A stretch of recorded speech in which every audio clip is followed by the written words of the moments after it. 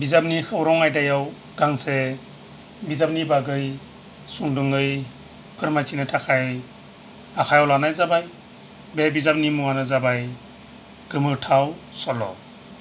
लिरगिरिनि मुङानो जाबाय मधुराम बर'।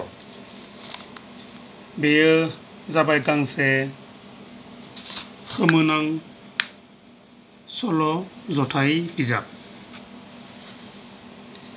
बिजाबखौ फोसावदों एन.एल. पाब्लिकेशन्स, क'क्राझार, बि.टि.सि., आसाम।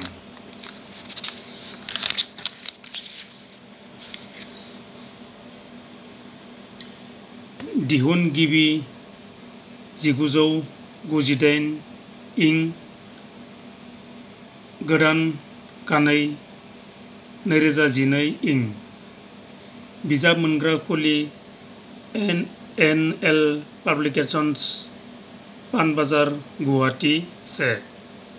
बिजाबनि बेसेना 30 रां। नायखां बिलाइ बायदियै बेवहाय गासै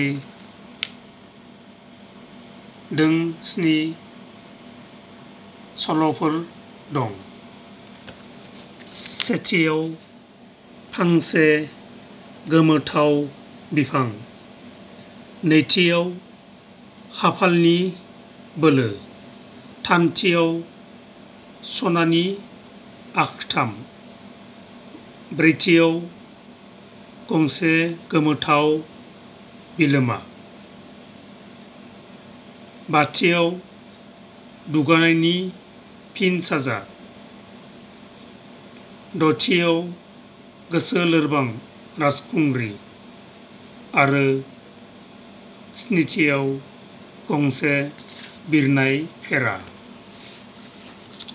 थारैनो गांसे फरायनो गोनां बिजाब। बिजाबनि बेसेनाबो जोबोद खम, 30 रांल'।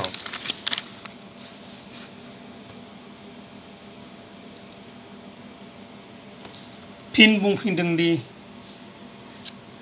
गोमोथाव सल' बिजाबा गांसे खोमोनां सल' जथाइ बिजाब।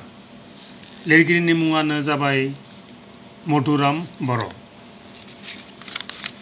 बिजाबनि दिहुनगिरि मुस्रि काली प्रसाद शर्मा, क'क्राझार, बि.टि.सि., आसाम। बिजाब मोनग्रा खुलि एन.एल. पाब्लिकेशन्स, पानबाजार, गुवाहाटी 1।